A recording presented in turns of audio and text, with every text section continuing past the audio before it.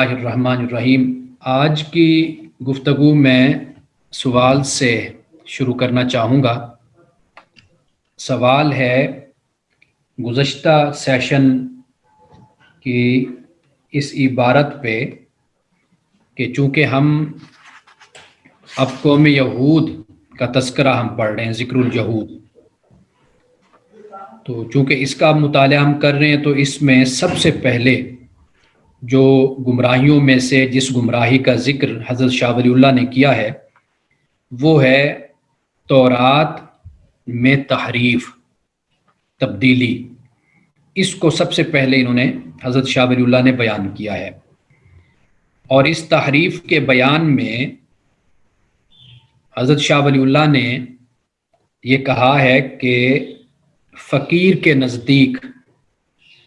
ثابت یہ ہے کہ ان کی جو تحریف لفظی ہے وہ تورات کے ترجمے وغیرہ میں تھی، اصل تورات میں نہیں تھی۔ اور یہی بات وہ حضرت شاہ ولی اللہ کہتے ہیں کہ ابن عباس رضی اللہ تعالی عنہما کا بھی یہی قول ہے۔ خیر، اس پر اختلاف ہمارے ہاں موجود ہے کہ حضرت ابن عباس کا یہ قول ہے یا امام بخاری کا یہ قول ہے۔ اور امام بخاری نے، یعنی میں اب آگے آپ کو بتاؤں گا کہ حضرت شاہ ولی اللہ کا جو نقطہ نظر ہے وہ تھوڑا سا مختلف ہے۔ سب سے پہلے تو یہ بات یاد رکھیے کہ امت میں تحریف کے حوالے سے، یعنی تورات میں، انجیل میں جو تحریف ہے اس کے حوالے سے تین موقف ہیں، تین نقطہ نظر ہیں۔ ایک نقطہ نظر یہ ہے کہ مکمل تبدیلی اور مکمل تحریف اس میں ہوئی ہے، یعنی یہ وہ تورات ہی نہیں ہے۔ ایک موقف تو یہ ہے، نقطہ نظر، کہ اس میں تبدیلی اور تحریف مکمل طور پر کر دی گئی ہے، یہ وہ تورات ہی نہیں ہے۔ اچھا، دوسرا جو اس میں موقف ہے وہ یہ ہے کہ لفظاً کوئی تحریف نہیں ہوئی، اور اس میں جو تعریف ہوئی وہ تعبیر اور تشریح کے ذریعے سے تحریف کی گئی ہے۔ اچھا، تیسرا جو نقطہ نظر ہے، یعنی ایک نقطہ نظر تو یہ ہو گیا کہ مکمل تبدیلی، مکمل تحریف ہو گئی۔ دوسرا نقطہ نظر یہ ہوا کہ تحریف لفظی تو ہوئی نہیں، بالکل نہیں ہوئی، کوئی بھی لفظ کی کوئی تحریف نہیں ہوئی۔ اور یعنی یہ دوسرا نقطہ نظر ہو گیا۔ لیکن تعبیر و تشریح میں تحریف ہوئی ہے، یعنی جو تورات نے جو بات بیان کی اس کی جب علماء یہود نے تعبیر کی اور تشریح کی، وہ تعبیر و تشریح جو ہے وہ انہوں نے اس انداز سے کی کہ جس سے جو متن ہے، ٹیکسٹ ہے، اس کا مفہوم اور اس کی مراد انہوں نے تبدیل کر دی۔ اچھا، تیسرا جو موقف ہے اس میں علامہ ابن تیمیہ کا نام آتا ہے، اور یہ بھی میں بتاتا چلوں کہ جو تحریف لفظی نہیں ہوئی بلکہ تعبیر و تشریح کی جو تعریف ہے، اس میں امام بخاری اور امام رازی، یعنی ان کا نقطہ نظر یہی ہے کہ متن محفوظ ہے، لیکن اس متن کی مراد اور اس کے مفہوم اور اس کے مقصد کو بیان کرنے میں علماء یہود نے، یعنی جسے ہم کہتے ہیں کہ کرپشن کا مظاہرہ کیا ہے، بے ایمانی کا مظاہرہ کیا ہے، بددیانتی کا مظاہرہ کیا ہے۔ اس میں امام رازی اور امام بخاری، ان کا یہ نقطہ نظر ہے۔ اصل کتاب ہے علامہ ابن قیم کی، جس کا نام ہے اغاثۃ اللہفان فی مصائد الشیطان، یعنی اغاثۃ اللہفان سے مراد یہ ہے کہ مظلوم کی مدد، اغاثہ کہتے ہیں مدد کرنا، لہفان کہتے ہیں مظلوم کی، فی مصائد شیطان، شیطان کی شکارگاہوں میں، یعنی جو لوگ شیطان کی گمراہی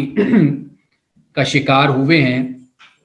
یہ کتاب ان گمراہیوں پر دلالت پر مشتمل ہے، وہ انسان کے نفس کی بھی گمراہی ہے، وہ مذہب کے حوالے سے بھی ہے، وہ تاریخ کے حوالے سے بھی، وہ مختلف اس میں انہوں نے موقف کو بیان کیا ہے۔ اس کتاب میں انہوں نے یہ نقطہ نظر بیان کر دی ہیں۔ پہلا تو میں نے بیان کر دیا کہ مکمل تبدیلی اور تحریف، اور دوسرا یہ کہ بالکل کوئی تبدیلی نہیں ہوئی، تعبیر و تشریح میں علماء یہود نے بددیانتی کا مظاہرہ کیا اور تحریف کی۔ تیسرا جو موقف ہے وہ ابن تیمیہ کا ہے، اور تیسرا جو موقف ہے اس کو علامہ ابن تیمیہ کی جو کتاب ہے الجواب الصحیح لمن بدل دین المسیح، اس میں انہوں نے اس بات کو بیان کیا ہے۔ ابن تیمیہ کہتے ہیں کہ جنہوں نے غلو کیا نا، کہ ایک طرف تو انہوں نے کہا کہ جی بالکل ہی تبدیل اور بالکل ہی تحریف اس میں ہو گئی، ابن تیمیہ نے اس کو بھی رد کیا، اور جنہوں نے یہ کہا کہ ابن تیمیہ نے کہا کہ ہم ان لوگوں کی راہ پر بھی نہیں چلتے، ان کے پیچھے بھی نہیں چلتے جو یہ کہتے ہیں کہ تورات قرآن کی طرح حرف بحرف صحیح ہے، اور جیسے قرآن کو نازل کیا گیا وہ محفوظ ہے، اسی طرح تورات بھی بالکل محفوظ ہے، تو وہ کہتے ہیں کہ ہم ان کے پیچھے بھی نہیں چلتے۔ اب وہ تیسری بات، یعنی ان دو موقف سے ہٹ کر تیسرا موقف یہ بیان کرتے ہیں کہ تبدیلی ہوئی ہے، لیکن چند الفاظ کا اضافہ ہوا ہے، کچھ تبدیلی ہو گئی، لیکن جو اس کا اصل حصہ ہے، ٹیکسٹ ہے، کسی حد تک وہ نازل شدہ صورت میں آج بھی موجود ہے۔ یہ تیسری رائے ہے علامہ ابن تیمیہ کی، جس کو علامہ ابن قیم نے بھی نقل کیا۔ اور اسی طرح اب ہم بات کرتے ہیں حضرت شاہ ولی اللہ کی۔ شاہ ولی اللہ نے جو بیان کیا وہ یہ ہے کہ جو الفاظ یہاں پر ہے نا وہ توجہ طلب ہے، وہ ہے فی ترجمۃ التوراتی، تورات کے ترجمے میں، یعنی حضرت شاہ ولی اللہ کا کہنا یہ ہے کہ یہود اپنی کتاب میں تعریف کرتے تھے، لیکن وہ اصل متن میں نہیں، وہ ترجمے میں کرتے تھے، یعنی کہ بعد اپنے جو ان کے عزائم ہوتے تھے، اپنے مقاصد ہوتے تھے، ان کے پیش نظر جو ریئل ٹیکسٹ ہوتا تھا اس کو مخفی رکھ کر، پوشیدہ رکھ کر اس کی ایسی تعویل کر دیتے تھے کہ جو حکم ہوتا تھا، جو مدعا ہوتا تھا حکم کا، وہ بالکل تبدیل ہو کے رہ جاتا تھا۔ یعنی اس سے یہ بات سمجھ آتی ہے کہ شاہ صاحب یعنی حضرت شاہ ولی اللہ رحمۃ اللہ علیہ یہ بھی کافی حد تک تورات کی صحت کے قائل ہیں، یعنی فی الجملہ وہ بھی اس بات کے قائل ہیں کہ تورات جو ہے وہ محفوظ ہے، یعنی اس میں لفظاً تحریف کوئی نہیں ہوئی۔ متن یعنی ترجمہ کا انہوں نے لفظ استعمال کیا کہ ترجمے میں تورات کے اس میں تحریف ہوئی ہے، ترجمے میں۔ یہ حضرت شاہ ولی اللہ کا نقطہ نظر ہے۔ تو اس طرح ہمارے سامنے بلکہ 3 کی جگہ آپ یہ کہہ سکتے ہیں کہ 4 نقطہ نظر ہمارے سامنے آ جاتے ہیں۔ ایک تو مکمل تبدیلی، مکمل تحریف، ایک تو یہ ہو گئی۔ دوسرا یہ کہ تحریف لفظی بالکل نہیں ہوئی، یعنی پہلا ہے تحریف لفظی مکمل طور پر ہو گئی، دوسرا ہے کہ تحریف لفظی نہیں ہوئی، تعبیر اور تشریح میں، یہ الفاظ توجہ طلب ہیں، تعبیر اور تشریح میں تحریف ہوئی ہے۔ اچھا، تیسرا نقطہ نظر ابن تیمیہ کا کہ چند مقامات پر کوئی اضافہ اور تبدیلی کی گئی، لیکن اصل جو حصہ ہے وہ اپنی جگہ پر برقرار ہے، اپنی اصل صورت میں، اور اصل صورت میں برقرار ہے۔ یہ تیسرا نقطہ نظر ہو گیا۔ چوتھا حضرت شاہ ولی اللہ کا ہم یہ کہہ سکتے ہیں کہ ترجمہ، انہوں نے ترجمے کا بیان کیا کہ ترجمے میں اصل متن میں نہیں بلکہ ترجمے میں انہوں نے یہ تحریف کی ہے، اور یعنی اپنے جو ان کے عزائم اور مقاصد جو ہیں اس کو پیش نظر رکھتے ہوئے ان کے تحت انہوں نے اصل جو متن ہے اس کو چھپایا، پوشیدہ کیا، اور اس کی تعویل وہ کرتے رہے، جس سے حکم کا جو مدعا اور مقصد اور مراد ہے وہ انہوں نے تبدیل کر دیا۔ یہ اس طرح کر کے آپ کہہ سکتے ہیں، لیکن حضرت شاہ ولی اللہ کا جو نقطہ نظر ہے وہ کافی حد تک، یعنی دوسرا جو موقف ہم نے رکھا کہ جس میں تعبیر و تشریح میں تحریف ہوئی، اس سے جا کر کافی حد تک ملتا ہے۔ متن میں وہ کہتے ہیں کہ تعریف نہیں ہوئی، لا فی اصل توراتی، یعنی تورات کی اصل میں کوئی تعریف نہیں ہوئی۔ اب ہم اس کے بعد آتے ہیں، میں یہ چاہوں گا کہ گزشتہ سیشن میں ہم نے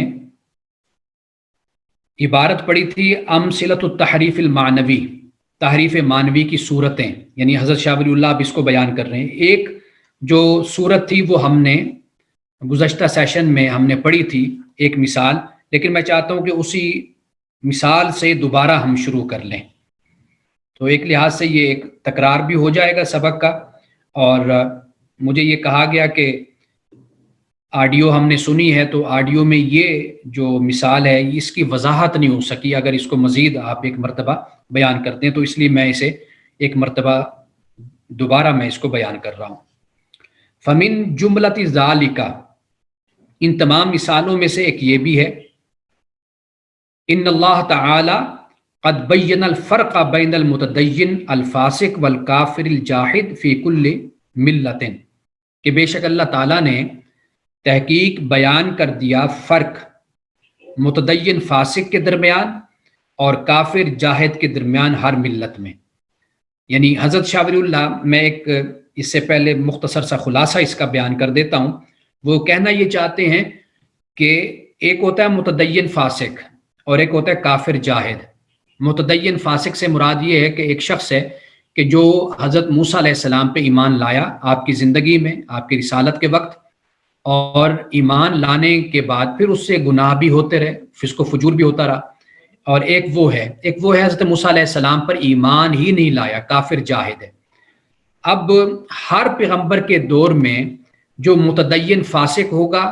وہ ایمان لایا، اس کی وجہ سے وہ سزا پا کر وہ جنت میں چلا جائے گا شفاعت کے ذریعے سے، لیکن اس کے مقابلے میں جو متدین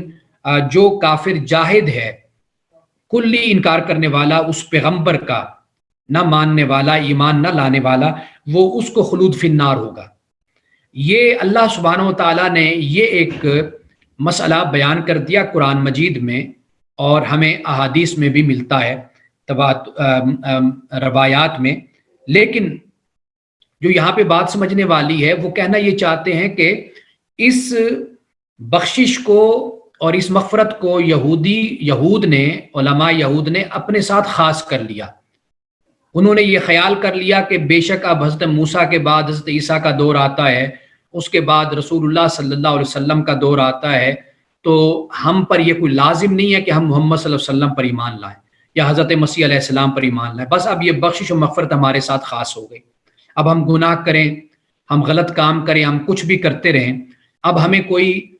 ضرورت نہیں ہے کہ آنے والے بعد انبیاء پر ایمان لائیں، کیونکہ پہلے سے ہی ہم حضرت موسیٰ علیہ السلام پر ایمان لا چکے ہیں، تو لہٰذا اب ہمیں ایمان کی کوئی ضرورت نہ رہی، کیونکہ حضرت موسیٰ کو ہم مانتے ہیں۔ اور اب اگر ہم غلطیاں بھی کرتے ہیں، خطائیں بھی کرتے ہیں، تو خیر ہے، کیونکہ ہماری بخشش ہو ہی جانی ہے، کیونکہ ہم متدین فاسق ہیں، متدین ہیں۔ حالانکہ اللہ سبحانہ و تعالیٰ نے یہ ان کے ساتھ خاص نہیں کیا تھا، بلکہ ایک خاص دور میں خاص نبی کے رہنے والے اس دور میں جو ان کے مخاطب تھے پیغمبر کے، ان کے ساتھ خاص کیا تھا۔ جیسے نبی چلا گیا، دوسرا نبی آیا، تو اب بخشش و مغفرت اسی کے ساتھ خاص ہو گئی، اور اسی طرح جب رسول اللہ صلی اللہ علیہ وسلم تشریف لائے تو اب بخشش و مغفرت آپ کے ساتھ خاص ہوگی۔ جو آپ پر ایمان لائے، آپ کے دور رسالت میں تھے، آپ پر ایمان لائے، اور پھر اس کے بعد انہوں نے اگر ان سے کوئی غلطی، کوئی خطا ہوئی، تو اللہ سبحانہ و تعالیٰ نے نبی کی سفارش سے، دعا سے اللہ تعالیٰ نے ان کی اس خطا کو معاف کر دیا۔ تو یہ گمراہی ان کے اندر پیدا ہو گئی کہ جیسے قرآن پاک نے کہا کہ وہ کہتے ہیں کہ لن يدخل الجنت الا من کان ہودا او نصارا، کہ جو یہود و نصارہ ہیں وہ کبھی وہی صرف جنت میں داخل ہوں گے، ان کے علاوہ کوئی اور جنت میں داخل نہیں ہوگا۔ یعنی بخشش و مغفرت انہوں نے اپنے ساتھ خاص کر لی، چاہے وہ آپ کسی دور کے بھی ہوں، جبکہ اللہ تعالیٰ نے ایک خاص نبی اور ایک خاص دور کی بات کی تھی۔ اب یہ ایک گمراہی ہے جس کو حضرت شاہ ولی اللہ نے یہاں پر بیان کیا ہے۔ امید ہے اب میں جب پڑھوں گا تو عبارت واضح ہو جائے گی۔ ان اللہ تعالیٰ قد بین الفرق بین المتدین الفاسق، بے شک اللہ تعالیٰ نے تحقیق بیان کر دیا فرق متدین فاسق اور کافر جاہد کے درمیان، فی کل ملت، ہر مذہب میں، ہر دین میں، وتوعد الکافر بالخلود فی النار والعذاب العلیم، اور کافر کو یہ وعید سنائی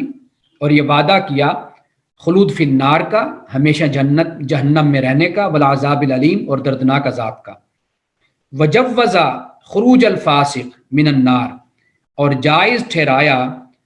فاسق کے خروج کا من النار، آگ سے، بشفاعت الانبیاء، انبیاء کی شفاعت کے ذریعے سے۔ وصرح بذالک، اور تصریح کر دی اس حکم کی، فی کل دیانت، ہر مذہب میں، باسم المتدین بتلک الدیانتی، ساتھ نام متدین کے، یعنی اس دین پر ایمان لانے والے کے، ساتھ اس دین کے کہ جس دین کو اس نے مانا اور اسی زمانے کو اس نے پایا، تو اس کی اس حکم کی تصریح اس کے ساتھ خاص کر دی، حضرت موسیٰ علیہ السلام کے دور میں، حضرت عیسیٰ علیہ السلام کے دور میں، رسول اللہ کے دور میں۔ فَأَثْبَتَ ذَلِكَ، اور ثابت کر دیا اس حکم کو، فی التورات، تورات میں، لِلْيَهُودِ وَالْعِبْرِيِّينَ، یہود اور عبرانیوں کے لیے، وفی الانجیل للنصرانیین، اور انجیل میں نصرانیوں کے لیے، وفی القرآن العظیم، اور قرآن عظیم میں، للمسلمین، مسلمانوں کے لیے۔ ومناط الحکم، اور حکم کا مدار کیا ہے، یعنی کون اس کا حقدار بنے گا، کون مصداق بنے گا، متدین فاسق شفاعت انبیاء کے ذریعے سے جہنم سے نکلے گا، اور جو پکا کافر ہے اور وہ ہمیشہ خلود فی النار اور عذاب علیم میں رہے گا۔ یہ جو حکم ہے اس کی بنیاد کیا ہے، وہ کیا ہے؟ فرمایا هو الایمان باللہ والیوم الاخر، وہ اللہ اور یوم آخرت پر ایمان ہے، اور والایمان بالنبی الذی بعث الیہم، اور ایمان اس نبی پر کہ جسے ان کی طرف بھیجا گیا، یہ ان کے ساتھ خاص ہوا، والانقیاد لہ، اور اس نبی کی فرما برداری، والعمل بشرائع ملتہ، اور عمل اس دین کے قوانین پر، احکام پر، والاجتناب عن نواہیہا، اور اس ملت کے نواہی سے اجتناب، اوامر کی پابندی، عمل، اور نواہی سے اجتناب۔ لا تخصیص الحکم، اب یہ عبارت ہے توجہ طلب، لا تخصیص الحکم بفرقۃ من الفرق لذاتہا، حکم کو ان فرقوں میں سے، یعنی جو فرقے بیان ہوئے ان میں سے کسی فرقے کے ساتھ خاص کرنا نہیں ہے، یعنی یہ جو حکم اللہ تعالیٰ نے بیان کر دیا یہ کسی خاص فرقے کے ساتھ ہمیشہ کے لیے نہیں ہو گیا کہ آپ بے شک آپ یہودی بن جائیں، نصرانی بن جائیں، اور رسول اللہ کے بعد، آپ کی تشریف آوری کے بعد آپ کہیں جی ہم یہودی ہیں، نصرانی ہیں۔ یہ اس طرح خاص نہیں ہے،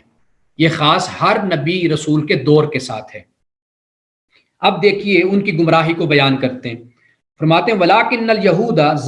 زَعِمُوا، لیکن یہودیوں نے خیال کیا کہ أَنَّ كُلَّ مَنْ كَانَ يَهُودًا يَهُودِيًّا أَوْ عِبْرِيًّا فَهُوَ مِنْ أَهْلِ الْجَنَّةِ، انہوں نے کہا کہ بے شک ہر وہ جو یہودی ہے یا عبرانی ہے تو وہ اہل جنت سے ہے۔ وَتُخَلِّصُ شَفَاعَةُ الْأَنْبِيَاءِ مِنَ الْعَذَابِ، اور اسے انبیاء کی شفاعت عذاب سے نجات دے دے گی۔ وَلَا يَمْكُثُ فِي النَّارِ إِلَّا أَيَّامًا مَعْدُودَاتٍ، اور وہ نہیں ٹھہرے گا جہنم میں مگر چند دن۔ یہ قرآن کی آیت ہے جس میں ایام معدودات کے الفاظ ہیں۔ وَإِن لَّمْ يَتَحَقَّقْ ذَلِكَ الْمَنَاطُ، اگرچہ نہیں ثابت یہ علت، یہ حکم، وَلَمْ يَكُنْ ایمانہ، اور نہیں اس کا ایمان اللہ پہ، علی وجہ صحیح، صحیح بنیاد پر، وَلَمْ يُدْرِكْ حَظًّا مِّنَ الْإِيمَانِ بِالْآخِرَةِ، اور نہیں پایا حصہ ایمان سے آخرت پر، ورسالت النبی المبعوث الیہم، اور نبی کی رسالت جو مبعوث کیا گیا ان کی طرف۔ یعنی یہ اسی بات کو بیان کیا گیا کہ وہ اب یہ سمجھتے ہیں کہ بس ہم نے چونکہ قوم یہود سے ہم ہو گئے، جیسے من کان یہودین او عبرین فہو من اہل الجنہ، بس بے شک وہ اللہ پہ ایمان نہیں لائے، بے شک انہوں نے آخرت پہ ایمان سے بھی کوئی حصہ نہیں پایا، اور نہ اس نبی پر ایمان لائے، اس نبی کی نبوت پر اور پیغمبری پر جو ان کی طرف مبعوث کیا گیا اس پر ایمان لانے کا بھی کوئی حصہ نہیں پایا، پھر بھی وہ کہتے ہیں کہ جی ہم جنت میں جائیں گے، من اہل الجنہ، ہم جنتیوں میں سے۔ کیوں؟ اس لیے کہ ہم حضرت موسیٰ علیہ السلام کو مانتے ہیں، تو اپنے دور کا جو پیغمبر ہے اس پیغمبر پر وہ ایمان لانے کے لیے تیار نہیں ہے، تو وہ یہ سمجھتے ہیں کہ بے شک ہم اللہ پہ ایمان نہ لائیں صحیح طریقے سے، بے شک ہم آخرت پر ایمان نہ لائیں، اور وہ جو پیغمبر اللہ اور آخرت کی توحید کی ہمیں تعلیم دے رہا ہے ہمارے اپنے دور میں موجود ہے، بے شک ہم اس پر بھی ایمان نہ لائیں، کوئی حرج نہیں ہے، بس چونکہ ہم یہودی ہو گئے تو لہٰذا ہم جنت میں جائیں گے۔ یہ پہلی گمراہی ہے۔ اب یہ دیکھیے یہ تحریف معنوی ہو جاتی ہے، یعنی لفظی نہیں تورات کی، تحریف معنوی۔ وہذا خطا صرف، یہ سراسر گمراہی ہے، خطا ہے، وجہل محض، اور یہ صرف اور صرف جہل ہے، جہالت ہے۔ وقد کاشف القرآن العظیم، اور تحقیق قرآن پاک نے اس کو بیان کر دیا، کھول دیا اس کو، حاضی شبہ تھا، اس شبہ کو، اعلی اتم وجہ، مکمل طریقے پر قرآن نے اس مسئلے کو، اس شبہ کو بیان کر دیا۔ لما، اس لیے، انہ کان مہیمنا علی الکتب السابقہ، اس لیے کہ قرآن نگران ہے، نگہبان ہے، محافظ ہے تمام کتب سابقہ کا، مبیناً، بیان کرنے والا ہے، لمواضع الاشکال فیہا، واسطے اشکال کے مواقع کے جو کتب سابقہ میں ہیں۔ کتب سابقہ میں جو اشتباہ ہے، شبہات ہیں اور جو اشکالات ہیں، ان کو قرآن پاک ان کی وضاحت کرنے والا ہے۔ بلا من کسب سیئۃ واحاطت بہ خطیئۃ، یہاں پر پھر آیت کریمہ کو نقل کرتے ہیں، کیوں نہیں کہ جس نے گناہ کمایا تو اس کی خطا اس کو گھیر لے گی، فاولئک اصحاب النار، یہی لوگ آگ والے ہیں، ہم فیہا خالدون، اس میں ہمیشہ رہیں گے۔ یعنی قرآن پاک نے عموم کے ساتھ اس بات کو بیان کر دیا، اور جو شرائط ہیں نجات کی، ایمان باللہ، ایمان آخرت، اور اپنے دور کا جو رسول اور نبی ہے اس پر ایمان لانا، یہ پہلی تحریف معنوی ہوگی جس کو حضرت شاہ ولی اللہ نے بیان کر دیا۔ اب اس کے بعد دوسری تحریف معنوی کو بیان کر رہے ہیں۔ ومن جملۃ ذالک، اور ان تمام میں سے اب ایک اور گمراہی یہ ہے کہ انہ تعالی، کہ بے شک اللہ تعالیٰ نے قد بینا فی کل ملت احکاما تناسب مصالح ذالک العصر، کہ تحقیق اللہ سبحانہ و تعالیٰ نے بیان کر دیا ہر ملت میں احکام کو جو اس دور کے مصلحت کے موافق تھے، اس دور کے مصلحت اور مفاد کے جو مطابق تھے، موافق تھے، اللہ تعالیٰ نے ان احکامات کو بیان کر دیا۔ اب یہ جو مصلحت ہم لفظ بولتے ہیں فقہ کی زبان میں، یعنی مصلحت سے مقصود یہ ہوتا ہے، یعنی مصالح اس کی جمع ہے، کہ جو شرعی مقاصد ہیں، جیسے انسان کا دین ہے، اس کی حفاظت، انسان کی عقل ہے، انسان کی جان ہے، یہ سب کچھ ان کی حفاظت مقصود ہوتا ہے۔ اور جو مصلحت سے مراد یہ ہوتا ہے کہ جو شرعی مقاصد ہیں ان کی حفاظت ہونا اور مفاسد کو دور کر دینا، دفع کر دینا، اور مقاصد شریعت میں اس پر بحث کی جاتی ہے۔ تو اللہ سبحانہ و تعالیٰ نے ہر دین میں احکام کو بیان کر دیا کہ وہ احکام کے جو اس زمانے کی مصالح، مصلحت اور مفاد کے موافق تھے۔ وروعیت فی التشریع عادات القوم الصالحۃ، اور رعایت کی گئی کس میں؟ قوانین میں۔ کس چیز کی؟ عادات القوم الصالحۃ، قوم کی اچھی عادات کی بھی رعایت کی گئی۔ واضح بات ہے کہ اللہ کا دین وہ خود خوبیوں کا مالک ہوتا ہے، اس میں حسنات ہیں، اس میں خوبیاں ہیں، وہ آتا اسی لیے انسانیت کو فائدہ پہنچائے، تو لہٰذا اگر کسی قوم کی اچھی عادات ہیں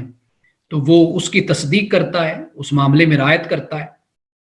وَأَكَّدَ الْأَمْرَ بِالْأَخْذِ بِهَا، اور پھر اللہ سبحانہ و تعالیٰ نے حکم دیا ان کو اختیار کرنے کا، یعنی اللہ سبحانہ و تعالیٰ نے اکد الامر، امر کی، یعنی اللہ نے تاکیدی حکم دیا کہ اس ملت کو، مذہب کو اختیار کرنے کا۔ وَإِدَامَةِ الْعَمْلِ عَلَيْهَا، اور ہمیشہ اس پر عمل کرنے کا، وَالْاعْتِقَادِ بِهَا، اور اس پر اعتقاد کرنے کا، وَحَصْرِ الْحَقِّیَّةِ فِیہَا، اور حق کو اس میں منحصر کرنے کا.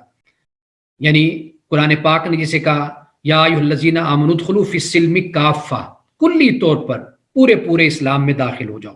یا ایھا الذین آمنوا آمنو، اے ایمان والو ایمان لاؤ. تو یہ یعنی یہ عقیدہ اور یہ نظریہ ہونا چاہیے کہ اللہ سبحانہ و تعالیٰ نے پورا حق اللہ نے اپنے دین میں رکھ دیا. والمراد ان الحق منحصر فیہا فی ذالک العصر، اور مراد بے شک یہ ہے کہ حق اس منحصر ہے اس دین میں، اس زمانے کے، اس زمانے میں جو دین آیا حق اس میں منحصر ہے. وَأَنَّ الْمُدَاوَمَةَ عَلَيْهَا اِضَافِیَّةٌ لَا حَقِیقِیَّةٌ، اور بے شک جو مداومت ہے، ہمیشگی ہے اس دین پر، وہ اضافی ہے، ظاہری ہے، حقیقی نہیں ہے. یہ بڑا اہم نکتہ ہے. یعنی حضرت موسیٰ علیہ السلام کو جو اللہ تعالیٰ نے دین عطا کیا، اب اس دور کے، اس زمانے کے جو لوگ ہیں ان پر لازم ہے کہ ایک پیغمبر کے آنے سے پہلے تک وہ اس پر ایمان لائیں، اس پر عمل کریں، اس کو اختیار کریں، اسے اپنا عقیدہ بنائیں، اور یہ عقیدہ اور ایمان رکھیں کہ حق اسی کے اندر منحصر ہے. لیکن یہ جو مداومت ہے یہ ہمیشگی نہیں ہے، یہ اس وقت تک ہے. آگے فرمایا اَیْ مَا لَمْ یَأْتِ نَبِیٌّ آخر، یعنی جب تک دوسرا نبی نہیں آتا. وَمَا لَمْ يُكْشَفُ السِّتَارُ عَنْ وَجْهِ رِسَالَتِهِ، جب تک پردہ اس کی رسالت کے چہرے سے نہیں ہٹایا گیا. یعنی اس وقت تک یہ جو مداومت ہے یہ ہمیشگی ہے، اس وقت تک اختیار کی جائے گی. یعنی حضرت موسیٰ اور حضرت عیسیٰ علیہ السلام کے زمانے میں اگر 500 سال کا فرق بنتا ہے، یا رسول اللہ اور حضرت عیسیٰ کے درمیان 500-700 سال کا اگر فرق بنتا ہے، تو یہ زمانہ لازم ہے کہ حضرت عیسیٰ علیہ السلام پر ایمان رکھا جائے. اور پھر اس کے بعد جب رسول اللہ صلی اللہ علیہ وسلم تشریف لائے، اب یہ جو مداومت ہے یہ اضافی ہے، یہ حقیقی نہیں ہے، ہمیشہ کے لیے نہیں ہے. اب دیکھیے یہاں پر کیا گمراہی تھی قوم یہود کی. وَلَٰكِنَّ الْيَهُودَ حَمَلُوا ذَلِكَ عَلَىٰ اسْتِحَالَةِ نَسْخِ الْيَهُودِ، لیکن یہود نے یہ معمول کر لیا، یہ سمجھ لیا کہ یہ یہودیت کا نسخ جو ہے یہ اب محال ہے. اس پر انہوں نے معمول کر لیا کہ اب یہودیت جو مذہب ہے یہ منسوخ نہیں ہوگا. وَكَانَ مَعْنَا وَصِيَّةِ التَّمَسُّكِ بِهَا ہوا، اور وہ تمسک کی وصیت کا جو معنی ہے، یعنی مضبوطی سے یہودیت کو تھامنے کا جو حکم ہے، اس کا مطلب وہ یہی سمجھے کہ یہ کیا ہے، الوصایت بالایمان باللہ، کہ ماننا ہے ایمان کے ساتھ اللہ کو، والتمسک بالاعمال، اور تمسک اعمال کے ساتھ. ولم تکن خصوصیت تلک الملت معتبرا لذاتها، معتبرتاً لذاتها، اور یہ بتایا کہ یہ جو خصوصیت ہے اس ملت کی، جو یہ خصوصیت نہیں تھی کہ یہ اس کا اعتبار کیا جائے گا لذاتها، یعنی ہمیشہ کے لیے اس کا اعتبار کر لیا جائے گا کہ اگر کوئی قوم یہودیت جس نے قبول کی تو اب قیامت تک وہ یہودیت ہی کو لے کر چلے گا. نہیں، انہوں نے یہی خیال کر لیا تھا. وَلَٰكِنَّ الْيَهُودَ اعْتَبَرُوا الْخُصُوصِيَّةَ، لیکن یہودیوں نے اعتبار اسی خصوصیت کا کر لیا. انہوں نے کیا کہا، فَظَنُّوا أَنَّ يَعْقُوبَ علیہ السلام، انہوں نے گمان کیا کہ بے شک یعقوب علیہ السلام نے وصّىٰ بنیہ، وصیت کی بیٹوں کو، بالتمسک بالیہودیت ابداً،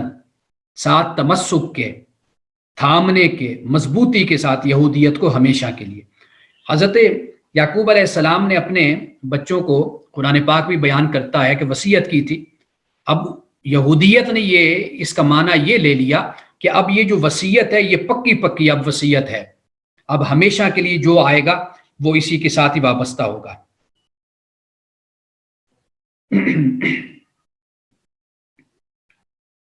یہ یعنی دوسری گمراہی یہاں پر بیان کر دی گئی. وَكَانَ مَعْنَا وصیت تمسکی بہا ہوا، مضبوطی سے تھامنے کا جو حکم ہے اس کا مطلب یہودیت ہے۔ الوصایت بالایمان باللہ، اور وہ کیا ہے کہ اللہ پر ایمان اور تمسک بالاعمال، یہ ہے یعنی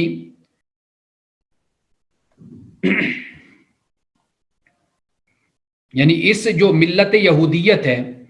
اس کو مضبوطی سے تھامنے کی وصیت کا جو یعنی حکم جو تھا، اس کا مطلب انہوں نے یہ کہا کہ اللہ پر کامل یقین رکھنا اور اعمال حسنہ کو مضبوطی کے ساتھ تھامنا۔ یہ انہوں نے سمجھا کہ اس ملت کی جو اللہ تعالیٰ کا مقصود تو یہ تھا نا کہ یہ ذاتی خصوصیت معتبر نہیں ہے، لیکن انہوں نے اسی خصوصیت کا اعتبار کر لیا۔ یہ پہلے میں اس گمراہی میں پہلی گمراہی میں اس مسئلے کو بیان کر کے آ چکا ہوں کہ انہوں نے بخشش و مغفرت کو اپنے لیے خاص کر لیا کہ جو حضرت موسیٰ علیہ السلام کو مانتا ہے اور یہودیت سے وابستہ ہوتا ہے، اب اس کے لیے زمانہ خاص نہیں ہے، اب اس پر یہ لازم نہیں ہے کہ وہ اپنے دور کے پیغمبر پر ایمان لائے، بس وہ متدین فاسق ہوا، اگر گناہ ہو گیا تو وہ اللہ تعالیٰ اس کو معاف کر کے جنت میں بھیج دے گا۔ لیکن حضرت شاہ ولی اللہ نے ان کی اس گمراہی کو اس انداز سے بیان کیا ہے کہ یہ جو حکم ہے یہ اضافی ہے، یہ حقیقی نہیں ہے۔ اضافی سے مراد یہ کہ جب تک وہ پیغمبر ہے اس وقت تک تو یہ ثابت ہے، لیکن اس کی جو مداومت ہے یہ ہمیشہ کے لیے، یعنی حقیقی نہیں ہے کہ قیامت تک کے لیے ہو۔ یہ دوسری گمراہی ہے جس کو یہاں پر حضرت شاہ ولی اللہ نے بیان کیا۔ انہوں نے حضرت یعقوب علیہ السلام کی جو وصیت تھی، نصیحت تھی اپنے بچوں کو، اس سے انہوں نے یہ اخذ کیا اور یہ گمان کیا کہ جو یہودیت ہے یہ کبھی بھی منسوخ نہیں ہوگی، مذہب یہودیت ہمیشہ قائم ہے۔ کیوں؟ اس لیے کہ حضرت یعقوب علیہ السلام نے اپنے بچوں کو اس کی نصیحت کی تھی، وصیت کی تھی۔ اب اس کے بعد ہے تیسری گمراہی، ومن جملۃ ذالک، اب ان گمراہیوں میں سے اب یہ تیسری گمراہی ہے۔ ان اللہ تعالی شرف الانبیاء والتابعین لہم باحسان، کہ بے شک اللہ تعالیٰ نے مشرف کیا انبیاء کو اور تابعین کو جو ان کے پیروکار ہیں، لہم یعنی ہم سے مراد انبیاء، بے احسان اچھے طریقے سے اللہ تعالیٰ نے اچھی طرح ان کو، فی کل ملت ہر ملت میں، بوصف المقربی والمحبوبی ساتھ لقب مقرب اور محبوب کے، یعنی جو انبیاء ہیں اور انبیاء کے جو پیروکار ہیں ہر دین میں اللہ تعالیٰ نے ان کو مقرب بنایا، محبوب ان کو قرار دیا۔ وَوَصَفَ الَّذِينَ يَنْكُرُونَ الْمِلَّةَ بِالْمَغْضُوبِ، اور ہر ملت کا جو انکار کرنے والا ہے، یعنی جو جس ملت میں پیدا ہوتا ہے وہ اس کا انکار کرتا ہے، تو اللہ تعالیٰ نے اس کا تذکرہ کیا مغضوب کے ساتھ۔ وَأَطْلَقَ فِي هَذَا الْبَابِ لَفْظًا شَائِعًا فِي كُلِّ قَوْمٍ، اور استعمال کیا اس حوالے سے الفاظ کو جو رائج تھے ہر قوم میں، اللہ تعالیٰ نے ان الفاظ کو استعمال کیا۔ فلا عجبا، تو اس میں کوئی تعجب کی بات نہیں ہے، لو استعمل کلمۃ الابناء مقام المحبوبین، کہ اللہ تعالیٰ نے، اس میں کوئی تعجب نہیں کہ اگر اللہ تعالیٰ نے استعمال کیا ابنا کا، ابن کا لفظ محبوبین کی جگہ پر، تو اس میں کوئی یعنی تعجب کی بات نہیں ہونی چاہیے۔ جیسے میں نے آپ کو گزشتہ سیشن میں کلاس میں بڑی تفصیل کے ساتھ میں نے تحریف کی مختلف اقسام آپ کو بتائی تھی، اور ان میں سے ایک تحریف کی قسم میں نے یہ بھی آپ کو بتائی تھی کہ انہوں نے جو یہ لفظ ہے یعنی ابن، یہ تو یعنی عبد کے لیے استعمال ہوتا ہے، بندہ، اللہ کا بندہ، محبوب بندہ، مقرب بندہ، اس کے لیے ابن۔ اب انہوں نے اس ابن سے مراد حقیقی ابن مراد لے لیا، یعنی اس سے مراد بیٹا مراد لے لیا۔ یہ تیسری گمراہی یہ ہے۔ اگر اللہ سبحانہ وتعالیٰ نے، یعنی کوئی تعجب کی بات ہے اگر استعمال کیا اللہ نے کلمہ ابنا محبوبین کی جگہ، محبوبین کے مقام پر، ولیکن ظن الیہود، لیکن یہود نے گمان کر لیا، ان ھذا التشریف، کہ بے شک یہ اعزاز، دائر مع اسم الیہودی والعبری والاسرائیلی، کہ کہ یہ گھومنے والا ہے، یہ جو اعزاز ہے، اکرام ہے، احترام ہے،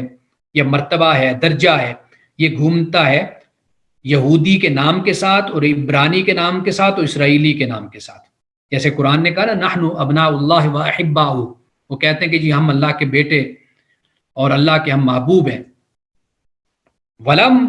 یعرفوا، اور انہوں نے نہیں پہچانا، انہ دائر، کہ بے شک یہ گھومنے والا ہے، یہ محدود ہے، مع صفت الانقیاد، اطاعت کی صفت کے ساتھ، والخضوع انکساری کے ساتھ، والسیر علی الحق کی،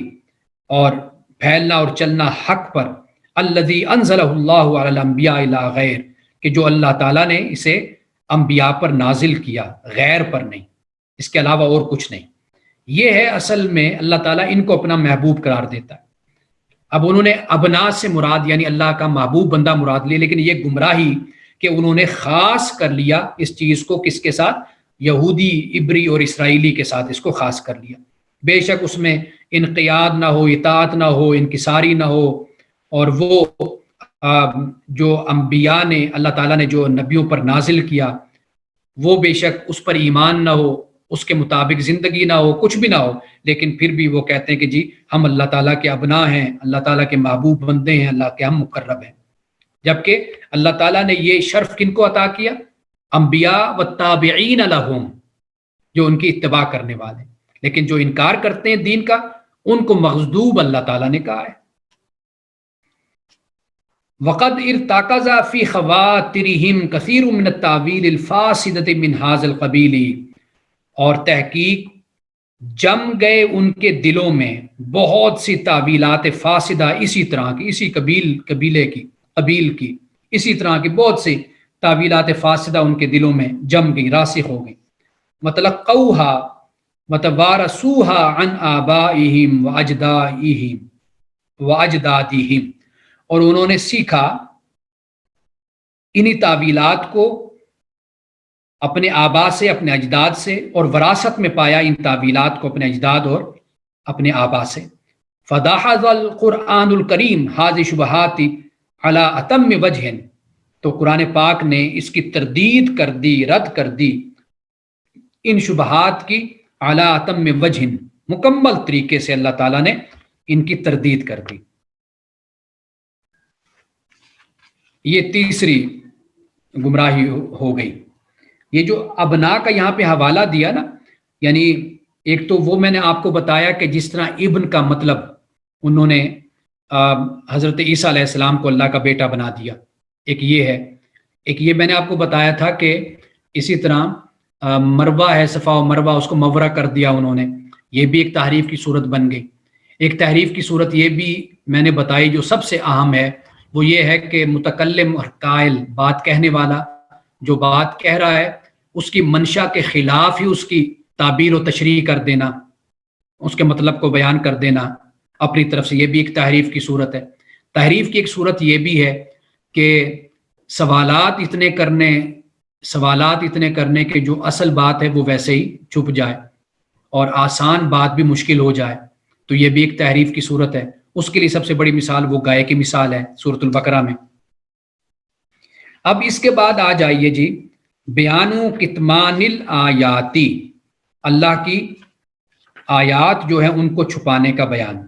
اب یہ کس طرح کرتے ہیں جی؟ اما کتمان الآیات، جہاں تک بات ہے آیات کے چھپانے کی، فہو انہم، تو وہ کتمان یہ ہے کہ انہم کانوا یخفون بعض الاحکام والآیات للمحافظۃ علی جاہ شریف او لطلب منصب عزیز لئلا یتلاشی اعتقاد العامۃ فیہم ولا یلام علی ترک العمل بتلک الآیات، کہ وہ کتمان یہ کہ وہ چھپاتے تھے بعض احکام کو اور آیات کو، کس مقصد کے لیے؟ للمحافظۃ، برقرار رکھنے کے لیے، اوپر جاہن شریفن، بلند مرتبے پر وہ اپنے آپ کو برقرار رکھنے کے لیے، اپنا وہ بڑا عہدہ قائم رکھنے کے لیے بھی اللہ تعالیٰ کے احکام اور آیات کو چھپاتے تھے. اور لطلب منصب عزیز، یا بڑے منصب، معزز غالب منصب کو حاصل کرنے کے لیے، تاکہ لئلا یتلاشی اعتقاد العامۃ فیہم، تاکہ عام لوگوں میں جو ان کے بارے میں جو عقیدت ہے وہ کہیں ختم نہ ہو جائے. ولا یلام علی ترک العمل بتلک الآیات، اور ملامت نہ کی جائے کسی آیات پر عمل کرنے کو چھوڑنے پر، یعنی ان کو ملامت نہ کی جائے بھائی کہ یہ کیا آپ نے تو آیات پہ عمل کرنا ہی چھوڑ دیا. اب وہ کیا کرتے تھے سنیے. فمن جملۃ ذالک، اب ان میں سے یعنی امثلۃ مثال دے رہے ہیں. ان حکم رجم الزانی مصرح فی التورات، کہ زانی کو رجم کرنے کی جو سزا ہے، حکم ہے، وہ مصرح ہے، واضح ہے تورات میں. ولکنہم احملوہ، لیکن انہوں نے کیا کیا کہ اس کو چھوڑ دیا. کیوں چھوڑا؟ لاجماع احبارہم علی اہمالہ، کیونکہ ان کے جو علماء تھے ان کا اس کے چھوڑنے پر اجماع ہو گیا تھا، کنسنسس ہو گیا، تو انہوں نے اس کو چھوڑ دیا. وہ کیا؟ وَإِقَامَةِ الْجَلْدِ وَتَسْخِيمِ الْوَجْهِ مَقَامَهُ، پھر انہوں نے یہ کیا کہ جلد کو یعنی کوڑے مارنے کو اور چہرے کو کالا کرنے کو اس کی جگہ پر رکھ دیا. وَكَانُوا يُخْفُونَ تِلْكَ الْآيَاتِ خَشْيَةَ الْفَضِيحَةِ، اور وہ چھپاتے تھے ان آیات کو رسوائی کے ڈر سے. یعنی ہم یہود ہو کر اب یعنی کہ ہمیں رجم کیا جائے گا، بندہ مار دیا جائے گا، تو سنسار کیا جائے گا، تو وہ اس کو اپنی شان کے خلاف سمجھتے تھے. تو لہٰذا انہوں نے پھر کتمان آیات یہ کی کہ تورات کا جو ایک واضح حکم تھا سنسار کرنے کا، اس حکم کو انہوں نے چھپا دیا. اب اس کے بعد آئیے جی یہاں پر ہم اپنا اختتام کریں گے. یہ آخری گمراہی یہاں پر بیان ہو رہی ہے، اور پھر اس کے بعد بیان الافتراء شروع ہو جائے گا. بیان الافتراء یعنی پہلے جو آغاز میں ہم دیکھتے ہیں کہ آج ہم دو یعنی جو گمراہیاں ہیں ہم ان کو مکمل کر رہے ہیں. ایک تحریف و احکام التورات اور دوسرا ہے کتمان و آیات التورات. تو کتمان آیات کو آج ہم پورا کریں گے، اور افتراء انشاءاللہ تعالی ہم اگلی کلاس میں پڑھیں گے. ومن جملۃ ذالک، اور ان گمراہیوں میں سے گمراہی یہ بھی ہے کہ ان الآیات التی فیہا بشارۃ ببعثۃ نبی فی اولاد ہاجر و اسماعیل علیہ السلام، کہ بے شک آیات جو ان میں ہے، یعنی آیات کہ جن آیات میں بشارت ہے نبی صلی اللہ علیہ وسلم کی بعثت کی ہاجر اور اسماعیل علیہ السلام کی اولاد میں، کہ یہ حضرت اسماعیل علیہ السلام کی اولاد سے یہ ہاجرہ اور حضرت اسماعیل کی اولاد سے آئیں گے. یعنی رسول اللہ صلی اللہ علیہ وسلم کے بارے میں جو بشارت تورات میں موجود ہے، نشانیاں آیات موجود ہیں. تو اب یہ کیا کرتے تھے؟ واللتی فیہا اشارۃ الی وجود ملۃ، اور وہ جو آیات کے جن میں اشارہ ہے ایک دین کے وجود کا، کہ وہ وجود پذیر ہونے والا ہے وہ دین. یتم ظہورها و شہرتها فی ارض الحجاز، کہ اس کا ظہور اور اس کی شہرت تمام ہوگی حجاز کی زمین میں. وتمتلی بها جبال عرفۃ من التلبیۃ، اور اس دین کی وجہ سے، اس کی وجہ سے یہ جو پہاڑ ہیں یہ عرفہ کے، یہ تلبیہ سے یہ بھر جائیں گے، یعنی لبیک اللہم لبیک کی آواز سے یہ بھر جائیں، گونجے گی یہ آواز. وَيَأُمُّ النَّاسُ ذَلِكَ الْمَوْضِعَ مِنَ الْأَقْطَارِ وَالْأَمْصَارِ، اور لوگ ارادہ کریں گے اس جگہ کا اقطار سے اور امصار سے، یعنی مختلف دنیا کے کونوں سے اور شہروں سے لوگ یہاں پر آئیں گے. اب یہ سب کچھ کتاب میں موجود ہے ان کی. وَهِيَ ثَابِتَةٌ فِي التَّوْرَاةِ حَتَّى الْيَوْمِ، اور اب تک وہ ثابت ہیں یہ آیات تورات میں. فَكَانَ الْيَهُودُ يَتَأَوَّلُونَهَا بِأَنَّ ذَلِكَ أَخْبَارٌ بِوُجُودِ تِلْكَ الْمِلَّةِ، پس یہودی کیا کرتے تھے؟ وہ یہ مطلب بیان کرتے تھے اور یہ یعنی تعویل کرتے تھے، مطلب بیان کرتے تھے کہ یہ اخبار اس ملت کے وجود کے تو متعلق ہیں. یعنی یہ مانتے تھے کہ بھئی یہ جو تورات میں یہ آیات موجود ہیں نبی کی بعثت کے بارے میں کہ ہاجر اور اسماعیل کی اولاد سے ہوں گے، اور ایک ملت کے وجود کا اشارہ بھی ہے، اور اس کا ظہور اور شہرت تمام بھی ہوگی ارض حجاز میں، اور عرفہ کا جو مقام ہے یہ تلبیہ سے، لبیک اللہم لبیک سے یہ بھر جائے گا، گونجے گا. اور لوگ دور دور سے، شہروں سے، ملکوں سے، کونوں سے آئیں گے، اور وہ کہتے ہیں کہ ہاں یہ سب کچھ ثابت تو ہے اس کا وجود، لیکن وَلَيْسَ فِي أَمْرٌ بِاتِّبَاعِهَا، لیکن اس دین کی پیروی کا حکم کوئی نہیں ہے. یہ بات نکالتے تھے. یعنی اب انکار بھی نہیں کر سکتے تھے نا، کیونکہ قرآن نے جیسے بیان کیا الذین آتیناہم الکتاب یعرفونہ کما یعرفون ابناءہم، یہ تو اس طرح رسول کو اور قرآن کو یہ جانتے ہیں جس طرح یہ اپنے بچوں کو جانتے ہیں. یعنی انجیل جو لفظ ہے اس کا مطلب ہی خوشخبری ہے، یعنی آنے والے پیغمبر کی خوشخبری. تو اب یہ ایک تعویل کا انداز دیکھیے، انہوں نے تحریف کا، تبدیلی کرنے کا، یہ تحریف معنوی انہوں نے اختیار کی. وَكَانُوا يُرَدِّدُونَ هَذِهِ الْكَلِمَةَ، اور وہ اس کلمے کو دہراتے تھے، مَلْحَمَةٌ كُتِبَتْ عَلَيْنَا، کہ خون خرابہ ہم پر لازم کر دیا گیا، یعنی لڑائی جنگ یہ ہم پر لازم کر دی گئی ہے. یعنی ہمیں یہ بتایا گیا ہے کہ یہ قومیں، یہ نئی ملت وجود میں آئے گی، اس کا ظہور، اس کی شہرت، یہ سب کچھ بیان کیا گیا، لیکن اس کی پیروی کرنے کا ہمیں حکم نہیں دیا گیا، بلکہ ہمیں تو یہ حکم ہے کہ ان سے لڑو. یعنی آپ اندازہ کیجئے کہ ملحمۃ کتبت علینا، جبکہ قرآن کیا کہتا ہے سورۃ البقرہ میں وَكَانُوا مِن قَبْلُ يَسْتَفْتِحُونَ عَلَى الَّذِينَ كَفَرُوا فَلَمَّا جَاءَهُم مَّا عَرَفُوا كَفَرُوا بِهِ فَلَعْنَةُ اللَّهِ عَلَى الْكَافِرِينَ، ان کافروں پر اللہ کی لعنت ہو. یعنی جب کسی سے ان کی جنگ ہوتی تھی، لڑائی ہوتی تھی، تو ان کو کہتے تھے کہ بھئی ایک نبی مبعوث ہونے والا ہے، ہم اس نبی کے ساتھ مل کر پھر تم سے ہم لڑیں گے، یعنی اس نبی پر ایمان لائیں گے، اس کا حصہ بنیں گے، اس کے لشکر کا، اس کی جماعت کا، پھر ہم تم سے بدلہ لیں گے. یہ یہود کہتے تھے، اور جب رسول اللہ آئے تو پہچاننے سے انکار کر دیا. یہ وہ بات ہے جس کو یہاں پر بیان کیا گیا. ولیما ان ھذا التاویل الرقیق، اور یہ جو تعویل ہے کہ یہ رقیق تعویل ہے، چونکہ یہ جو تعویل ہے یہ رقیق ہے، تو لا یسمعہ احد، اسے کوئی نہ سنتا ہے، ولا یصیح عند احد، اور نہ یہ کسی کے نزدیک صحیح ہے. یعنی یہ کیسی تعویل ہے؟ کانوا یتواصون فیما بینہم باخفائها، اور وہ ایک دوسرے کو نصیحت کرتے تھے کہ ان آیات کو چھپایا کرو، یعنی جو تورات میں لکھا ہوا ہے نا اس کو چھپایا کرو. ولا یسامحون باظہارها علی کل عام و خاص، اور اجازت نہیں دیتے تھے ان آیات کے اظہار کی ہر عام و خاص پر، کہ عام و خاص پر اس کو ظاہر کیا جائے. کما حکی اللہ تعالی، جس طرح اللہ تعالیٰ نے بیان کیا، اتحدثونہم بما فتح اللہ علیکم لیحاجوکم بہ عند ربکم، کیا تم ان سے بات کرتے ہو اس کے بارے میں جو اللہ نے تم پر کھولی ہے، جو تمہیں پتہ ہے جس بات کا کہ بھئی یہ تورات میں اسی نبی کا ذکر ہے اور اسی شریعت کا ذکر ہے اور سب کچھ وہی نشانیاں ہیں، سب کچھ وہی ہے، کیا تم ان سے اس کے بارے میں بات کرتے ہو؟ لیحاجوکم بہ عند ربکم، کہ پھر کیا ہوگا قیامت کے دن تو یہ رب کے پاس تمہارے خلاف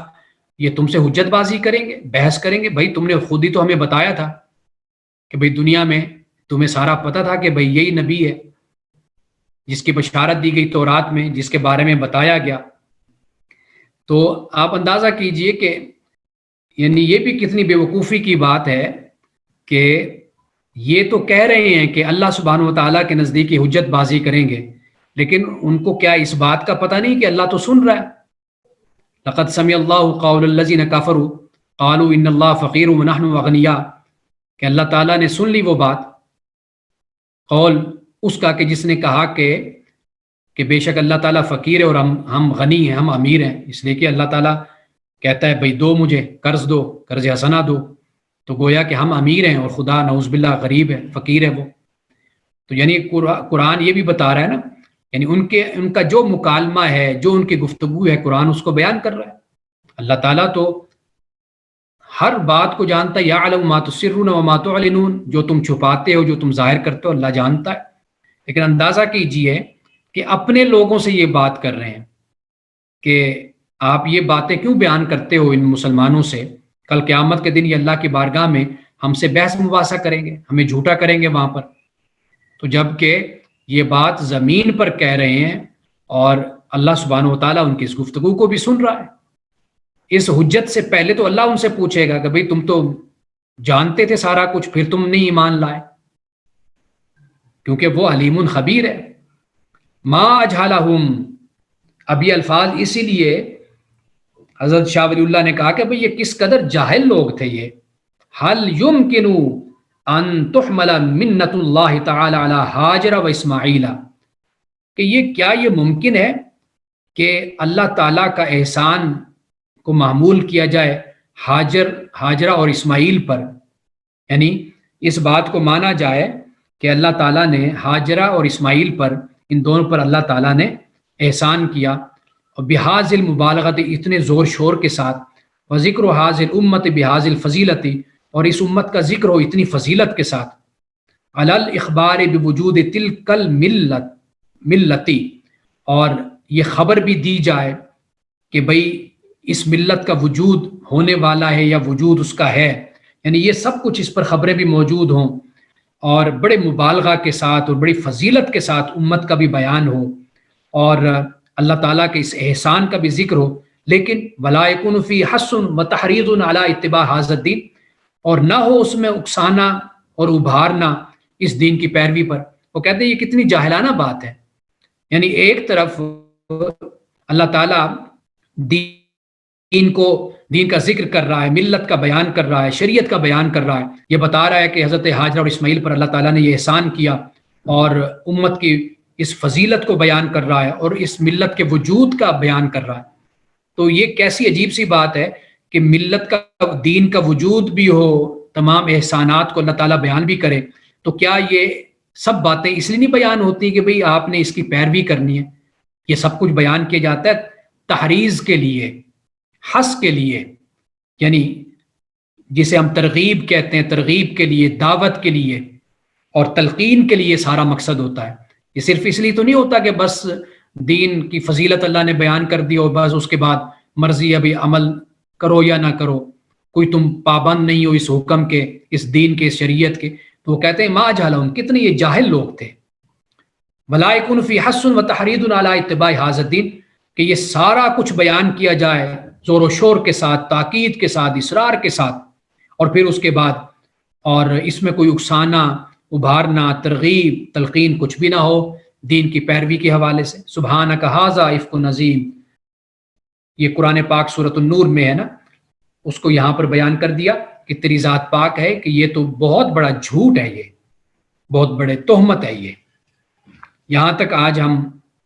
رکھتے ہیں انشاءاللہ تعالی۔ بیان الافتراء یہ ہم انشاءاللہ آئندہ کلاس میں پڑھیں گے، اور بیان الافتراء کے بعد انشاءاللہ تعالی پھر ہوگا وتقصیر فی تنفیذ احکامہا، اور پھر والعصبیۃ الشدیدۃ لدیانتہم، اس طرح کر کے تقریباً یہ 8 گمراہیاں ہیں۔ تو آج ہم نے بحمد اللہ تعالی 3 گمراہیاں آج ہم نے پڑھ لی ہیں، اور باقی انشاءاللہ آئندہ سیشن میں، آئندہ کلاس میں۔ وآخر دعوانا ان الحمد للہ رب العالمین۔